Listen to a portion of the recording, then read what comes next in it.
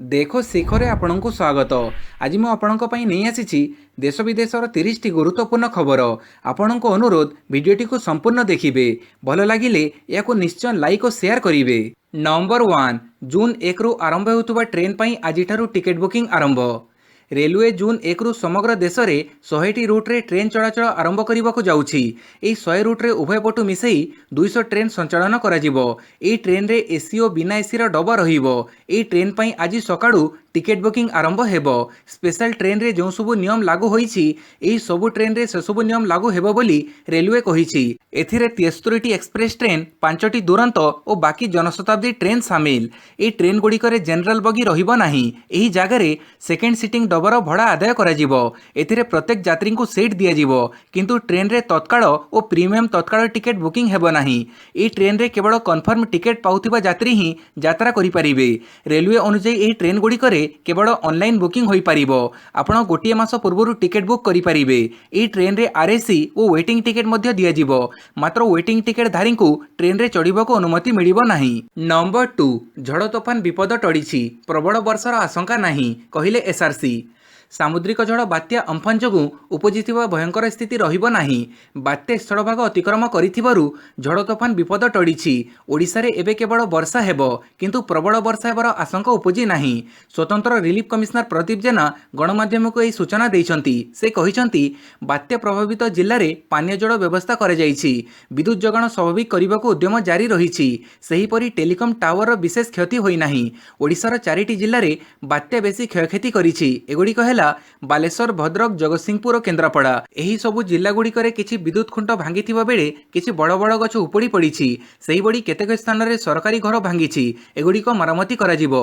SRC कहिसंती जे प्रारंभिक क्षयक्षति आकलन पई जिल्लापाल मानकु निर्देश दिया जाइछि।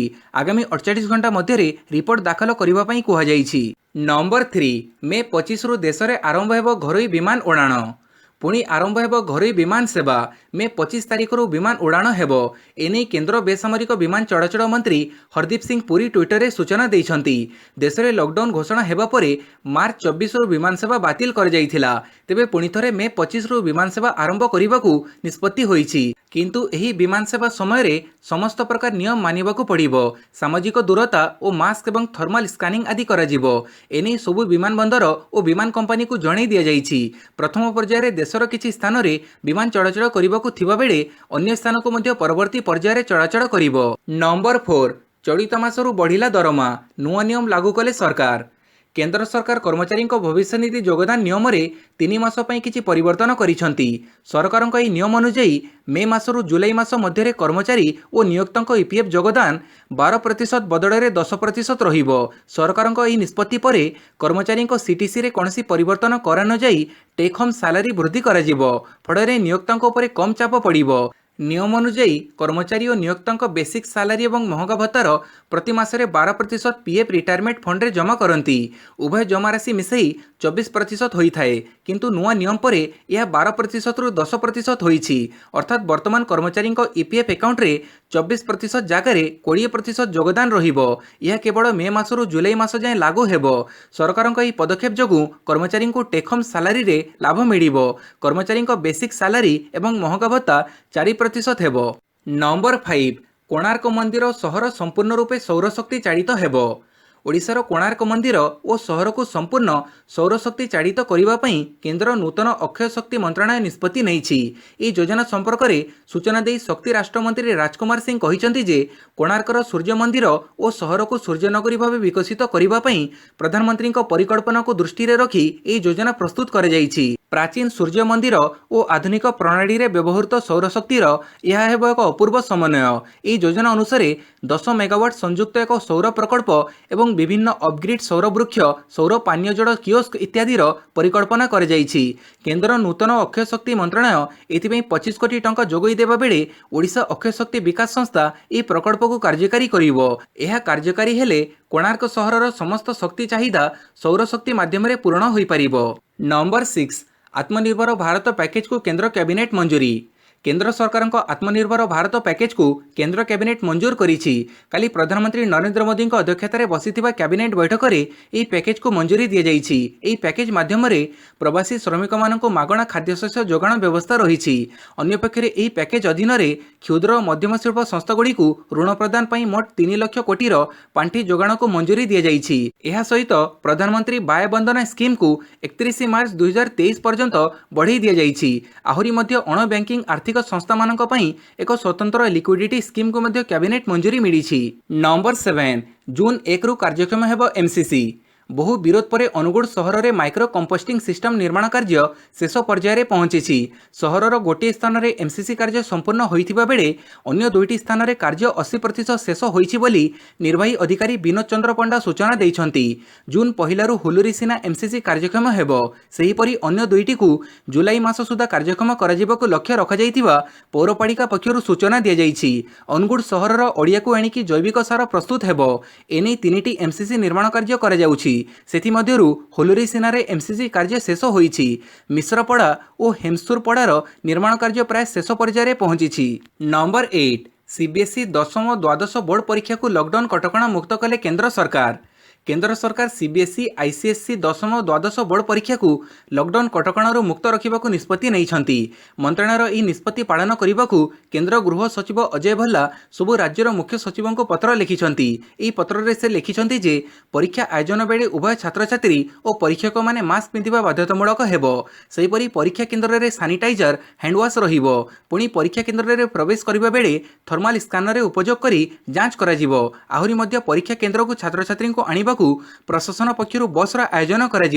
केवल सीबीएसई बा आईसीएसई नुहे, जदि कौन राज्य माध्यमिक शिक्षा बोर्डर 10वीं और द्वादश परीक्षा बाकी रही सेमाने मध्य एसबु नियम मानि परीक्षा आयोजन करिपारिबे बोली मंत्रालय पक्षर कहुଯାଇଛି। नंबर 9 सुंदरबन रे भूई छुईला अम्फन, पश्चिमबंग में 4 मृत।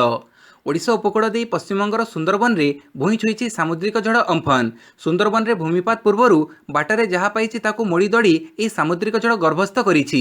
ओडिशार भद्रक और बालेश्वर जिले में प्रलय सृष्टि करिबा परे 120 रु 130 किलोमीटर बेगरे कलिकाता अतिक्रम करिछि। यार प्रभाव रे कलिकाता सहर और यार आखपाख अंचल व्यापक क्षतिग्रस्त होइछि। सूचना अनुसार अम्फन जोगु पश्चिमबंग में संध्या सुधा 4 जनकर मृत्यु घटिछि। हजार हजार गछ बिजुली खुंट उपुड़ी पड़िछि। मध्यरात्रि पर्यंत अम्फन एपरी तांडव सृष्टि करिबो बोली पाणीपाग विभाग सूत्ररु जणा पड़िछि। काली संध्यारे अम्फन लैंडफॉल करिबा बेले पवनर घंटा प्रति बेग 155 रु 165 किलोमीटर थिला।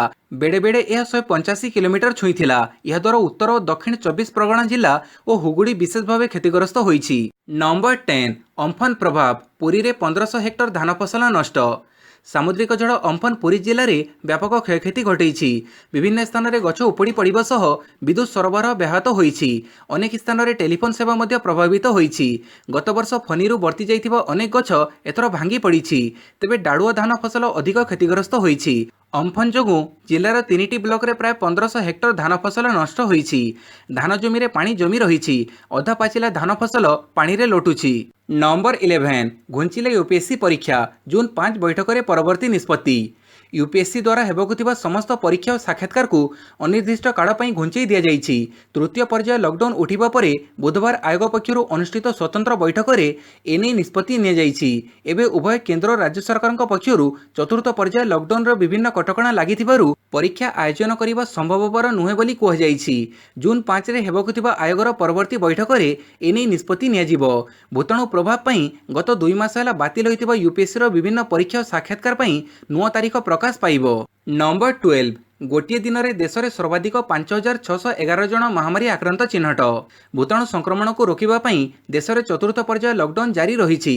यह सत्वे संक्रमितों संख्या दिनक दिन बढ़िबारे लागिछि। वर्तमान सुधा देश में महामारी आक्रांतों संख्या 1,06,750 रे पहुंची। आक्रांतों मध्यरु 61,149 जन चिकित्साधीन थिबा बेले 42,298 जन सुस्थ होइछंती। तेबे 3,303 जनकर मृत्यु घटिछि। एने केंद्र स्वास्थ्य मंत्रालय पक्षरु सूचना दिया जाइछि। नंबर 13 भद्रक रे कांथ पड़ी शिशु मृत, केन्द्रापड़ा रे महिला मृत्यु। बात्या अम्फन प्रभाव में प्रबल वर्षा जो भद्रक और केन्द्रापड़ा जिले में कांथ भुशुड़ी 2 जनकर मृत्यु घटी सूचना मिली। भद्रक में जड़े शिशुर मृत्यु घटी बेले केन्द्रापड़ा में जड़े महिला प्राणहानि घटी। भद्रक जिलार तिहिड़ी ब्लॉक अंतर्गत कांचन पंचायत में गतकाली प्रबल वर्षा जो बलराम दास माटी घर कांथ खसी पड़ा। उक्त घरे राति माँ और 2 मासर शिशु शोइथिबा बेले कांथ भुशुड़ी पड़ा। एथिरे माँ सामान्य आहत होइथिला बेले शिशुपुत्रर मृत्यु घटी। सेहीपरि केन्द्रापड़ा जिलार सातभाई अंचल में कांथ पड़ी जड़े महिला मृत्यु होइथिबा सूचना मिली। नंबर 14 कलाहांडी को लेउटिला महामारी, पुणी 11 आक्रांत चिन्हट। कलाहांडी जिला को पुणी थे लेउटी महामारी। काली आउ 11 आक्रांत चिन्हट होइछंती। एमानक भितरु 10 महाराष्ट्र, गुजरात और छत्तीसगढ़ फेरी क्वारंटाइन सेंटर रे थिले। तेबे अन्य जणे टेम्पोरारी मेडिकल सेंटर सुपरवाइजर अछंती। एमानक मिसई राज्य में आक्रांतक संख्या 1063 रे पहुंची। काली सकाळे 74 जण भूताणु आक्रांत चिन्हट होइथिले। सेमानक भितरु बौद्धरु सर्वाधिक 28 जण चिन्हट होइछंती। आज सुधा राज्य में 1063 जण भूताणु आक्रांत चिन्हट होइछंती। सेथिरु 6 जनकर मृत्यु घटिथिया बेले 343 जण सुस्थ होई घर को फेरिछंती। नंबर 15 विश्व स्वास्थ्य संगठन में हर्षवर्धन को बड़ पद, 22 रु नेबे दायित्व। केंद्र स्वास्थ्य मंत्री डॉक्टर हर्षवर्धन को विश्व स्वास्थ्य संगठन अर्थात हु रे बड़ पद मिली। से हुर कार्यनिर्वाही बोर्डर अध्यक्ष भाव मनोनीत होइछंती। आसंता 22 तारिख में से दायित्व ग्रहण करिवे। से जापान डॉक्टर हिरोकी नाकातिनी स्थान में कार्यनिर्वाह करिवे। नाकातिनी वर्तमान 34 सदस्य विशिष्ट बोर्डर अध्यक्ष भाव कार्य करुछंती।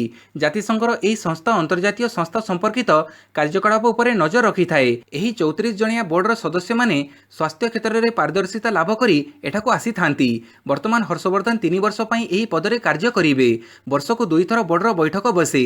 जनवरी रे बसुथिबा बैठक अत्यंत गुरुत्वपूर्ण। नंबर 16 महाराष्ट्र आंध्ररू पहुंचिला 2टी श्रमिक special train. Balangir railway station रे बुधवार 2टी श्रमिक स्पेशल ट्रेन आसी पहुंची। महाराष्ट्र मुंबई उपनगर लोकमान्य तिलक टर्मिनस ठारू आसीथिबा ट्रेन पूर्वाह्न प्राय 10:30 पहुंचीथिला। ई ट्रेन रे बलांगीर जिलार 154 जण प्रवासी समेत अन्य 23 जिलार समुदाय 552 जण एठारे ओल्हेइथिले। संध्या प्राय 8टारे आउ एक श्रमिक स्पेशल ट्रेन तेलंगानार बोलाराम ठारू आसी बलांगीर रेलवे स्टेशन रे पहुंचीथिला। ई ट्रेन रे आसीथिबा समस्त प्रवासी को पंजीकरण और स्वास्थ्य परीक्षा पर विभिन्न जिला को पठाजिबो बोली जणा पड़िछि। गुरुवार आउ एक श्रमिक स्पेशल ट्रेन तमिलनाडुर थिरुभल्लर स्टेशन रु आसी पूर्वाह्न 10:10 रे बलांगीर पहुंचीबो। एणु गुरुवार मध्य रेलवे स्टेशन अंचल में उपजिलापाल संजय कुमार मिश्र कर्फ्यू जारी करिथिबा जणा पड़िछि। नंबर 17 रहस्यजनक शब्द रे थरी उठिला बेंगलुरु सहर। कर्णाटकर बेंगलुरु एक आश्चर्यजनक तथा विव्रत खबर सामना को आसी। बुधवार अपराह्न बेंगलुरु एक अजब स्वर शुभा जाइथिबा नै जणा पड़िछि। बुधवार मध्याह्न बेंगलुरु लोक माने एक उच्च स्वर शुणिथिले। लोकमानक सूचना अनुसार यह एक प्रचंड भूमिकंप भड़ी तथा एक भयंकर भूस्खलनर झटका परि थिला। लोकंक कहिबा अनुसार यह स्वर प्राय 5 सेकेंड पर्यंत प्रतिध्वनित होइथिला। तेबे कर्णाटक राज्य विपर्यय निरीक्षण केन्द्र पक्षरु एक विवृत्ति दिया जाई स्पष्ट करा जाइछि जे यह कोनसी भूकंप शब्द नुहे। भूमि रे कौनसी कंपन देखा जाई नाही, किंतु लोकमानंकु सुबिथिबा स्वर संपूर्ण अलग थिला। बांगालोर व्हाइटफील्ड अंचल रे जोठारे एही स्वर शुणागला सेठारे वर्तमान अनुसंधानकारी दलर अधिकारी माने पहुंची तदंत आरंभ करिथिबा जणा पड़िछि। एही शब्द प्राय 21 किलोमीटर पर्यंत शुणा जाइथिबा नै जणा पड़िछि। नंबर 18 ओडिसा रे थिबा जीएमआर कमळंग प्लांट रो अधिग्रहण को स्थगित रखिला जेएसडब्ल्यू। महामारी और लॉकडाउन जो जेएसडब्ल्यू स्टील पक्षर ओडिशा रे थिबा जेएमआर कमळंग प्लांट रो अधिग्रहण को स्थगित रखा जाइछि। फଳରେ କ୍ଷତିରେ ଚାଲୁଥିବା जीएमआर प्लांट रो पुनरुद्धार योजना अनिश्चितता मध्य को ठेली हो जाइछि। ढेंकानाळ जिल्ला रे थिबा 1050 मेगावाट क्षमता संपन्न जीएमआर कमळंग तापज विद्युत प्रकल्प को 5321 कोटी टंका विनिमय रे अधिग्रहण करने संपर्क में गत फेब्रुआरी मासरे जेएसडब्ल्यू एनर्जी घोषणा करिथिला। ए अधिग्रहण संपूर्ण होइथिले जीएमआर निजर ऋण ह्रास करि पारिथांता और जेएसडब्ल्यू मध्य ओडिशा रे निजस्व स्थिति को सुदृढ़ करि पारिथांता। केवल जीएमआर कमळंग नुहे ओडिशा रे थिबा आउ एक तापज विद्युत प्रकल्प विंड बारात एनर्जी को खरीद करिबा लागि जेएसडब्ल्यू एबे कंपनी लॉ ट्रिब्यूनल रो मंजूरी अपेक्षा रे रहिछि। नंबर 19 चीन गवेषकों दाबी बिना टीकारे भी कोविड-19 को रोकी हेबो। चीन विज्ञानकार गवेषक मैंने एक स्वतंत्र धरणर औषध विकसित करिसेंती जहाँ महामारी कोविड-19 को संपूर्ण भाव रोकी हेबो बोली सेमाने दाबी करिसेंती। एपरिकी कौनसी प्रकार टीकार प्रयोग बिना मध्य ई दुस्साध्य रोग को प्रतिरोध करि हेबो। चीन रो पेकिंग विश्वविद्यालय वैज्ञानिक माने विकसित करिथिबा ई औषध को पशुंकठारे व्यवहारिक परीक्षण रे आशातीत फल मिलिछि बोली विश्वविद्यालयर अभिनव उन्नत प्राणीज प्रयोगशालार निर्देशक सनी साई कहिसेंती। नंबर 20 प्रवासी श्रमिकों आसवाक नहीं जोगी को टार्गेट कले प्रियंका गांधी। हजार हजार प्रवासी श्रमिकों उत्तर प्रदेश फेरई आने कांग्रेसर उद्यम को पंड करुच्ची उत्तर प्रदेश सरकार। बुधवार योगी आदित्यनाथ सरकार को यह प्रसंग में टार्गेट करिसेंती कांग्रेस महासचिव प्रियंका गांधी। कहिसेंती प्रवासी श्रमिक मानक निज राज्य को फेरई आने कांग्रेस हजारे बसर व्यवस्था करथिले मध्य एहाकु जीवापाई अनुमति देउनाहांती उत्तर प्रदेश सरकार, जहाँकि अत्यंत निंदनीय बोली कहिसेंती प्रियंका गांधी। प्रियंका कहिसेंती थरे एही बस गुड़ी को उत्तर प्रदेश रे प्रवेश करने को अनुमति मिलू। योगी आदित्यनाथ उद्देश्य कहिसेंती यह राजनीति करिवार समय नुहे। राजनीति ऊर्ध्वे रही समस्त राजनीतिक दल प्रवासी श्रमिक मानकु सहायता करिबा पई आगे आसिबा दरकार। शनिवार कांग्रेस दैथिबा एही प्रस्ताव को सोमवार ग्रहण करागला, किंतु मंगलवार संध्यारे राज्य सरकार कहिथिले 1000टी गाड़ी मध्यरु 879टी बस एवं अन्य सबु 3 चकिया गाड़ी, जहाकु नै प्रतिक्रियाशील होई पड़िथिला कांग्रेस। नंबर 21 एबे फेसबुक रे ऑनलाइन शॉपिंग। फेसबुक एबे ऑनलाइन बिजनेस को गुरुत्व देवा आरंभ करिछि। एथिपई ऑनलाइन ई कॉमर्स को जोड़िछि Mark Zuckerberg company Facebook. Social media Facebook रे लोक माने अधिक संजोग होई रहुचंती, तेणु एही समय रे समांतराल भाव में ऑनलाइन शॉपिंग पई सुविधा देबाकू जाई शॉप्स फीचर जोड़िछि फेसबुक एवं इंस्टाग्राम। एही शॉप्स को जणे फेसबुक व्यवहारकारी निज इच्छा मुताबक सेटिंग करि परिबो। या द्वारा संपर्कित व्यक्ति रुचि रखुथिबा जिनिस उपरे नोटिफिकेशन पाई परिबे। नंबर 22 40 देशरू हटिला लॉकडाउन, सीमा खोलिबाकू प्रस्तुत 6 देश। सारा विश्व में मारात्मक भूताणु द्वारा संक्रमित होईछि। संक्रमण श्रृंखल छिन्न करने विभिन्न देश में लॉकडाउन करुवा बेले 40टी देश लॉकडाउन रु बाहर को आसिछंती। एथिरे यूरोपर सर्वाधिक 26टी देश निजको लॉकडाउन मुक्त घोषणा करिथिबा बेले एही सबु देश रे एबे उद्योग, वाणिज्य, होटेल और पर्यटन आदि पूर्व भली आरंभ करिवे बोली जणा पड़िछि। एथिरे Belgium, German, Switzerland, Greece, Italy, Netherland और पोलैंड सेमानक सीमा पुणी अंतर्जातीय कारबार लागि खोलिबाकू विचार करुथुबा जणा पड़िछि। नंबर 23 बात्या अम्फन जोगु राज्यर 34 लाख विद्युत उपभोक्ता प्रभावित। सामुद्रिक झड़ अम्फन जोगु राज्यर 34 लाख विद्युत उपभोक्ता प्रभावित होइछंती। शक्ति सचिव विष्णुपद सेठी एही सूचना दैछंती। से कहिछंती बात्या जोगु ओडिशार लोके प्रभावित होइछंती। मोट 34 लाख उपभोक्तांक मध्यरु नेस्को अधीन रे थिबा 15 लाख उपभोक्ता, सेसुर अधीन रे थिबा 17 लाख उपभोक्ता एवं साउथको अधीन रे थिबा 1,60,000 उपभोक्ता प्रभावित होइछंती। श्री सेठी कहिछंती जे बालेश्वर और भद्रक जिले में अधिकांश विद्युत उपभोक्ता प्रभावित होइछंती। नंबर 24 एबे महामारी को मात देव माउथवाश, विशेषज्ञों दाबी। निकटरे होइतिबा एक रिसर्चरू जना जाइछि जे मारात्मक कोविड भूताणु को नष्ट करिबार क्षमता माउथवाशर रहिछि। एक अंतरराष्ट्रीय दल द्वारा होइतिबा एक रिसर्च रिपोर्टरू प्रकाश पाइछि जे शरीरर सेल्स गुडी को क्षति पहुंचाइबा पूर्वरु ही माउथवाश सेगुडी को नष्ट करिदेबो। ऑक्सफोर्ड विश्वविद्यालय तरफରୁ प्रकाश पाइथिबा मैगजीन रे ही एही संपर्कित तथ्य प्रकाश पाइछि। गवेषकों अनुजाई दांत सफा करने को व्यवहार होता माउथवाश रे क्लोरोहेक्सिडाइन, क्लोराइड और हाइड्रोजन पेरोक्साइड परी केमिकल मान मौजूद थाए, जो गुड़िक कोविड परी मारात्मक भाइरस को नष्ट कर पारिबार क्षमता रखती। नंबर 25 महामारी प्रभाव 1400 कर्मचारी को छटई करिबो ओला। टैक्सी सेवा प्रदान करुवा कंपनी ओला निजर 1400 कर्मचारी को बरखास्त करने को निष्पत्ति नहीं। कंपनी तरफ कहुई जे महामारी और लॉकडाउन जो कंपनी क्षतिग्रस्त होईछि। गत 2 मास मध्य कौनसी रोजगार नहीं। रोजगार नथिबारु कंपनी बाध्य होई ए निष्पत्ति नहीं बोली ओला सीईओ भविष्य अग्रवाल कहिसंती। जो कर्मचारी को बरखास्त करा जाउछि कंपनी सेमानंकु 3 मासर वेतन सहित सर्वनिम्न आर्थिक देय प्रदान करिवो।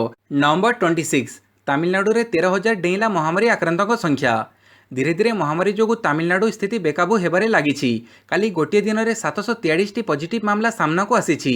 फल राज्य में आक्रांतों संख्या 13,000 पार करिछि। राज्य सरकार सूचना अनुसार वर्तमान सुधा तमिलनाडु में 13,191 जन आक्रांत होइछंती। एमानक मध्यरु 87 जनकर मृत्यु घटिछि। नंबर 27 रास्तारू 22टी गछ हटई प्रसूति को डाक्तरखाना नेले अग्निशम कर्मचारी। बात्या अम्फन बेड़े देवदूत साजिशंती अग्निशम विभाग कर्मचारी। रास्तारू गछ सफा करी जड़े गर्भवती को सेमाने डाक्तरखाना रे पहुंचैछंती।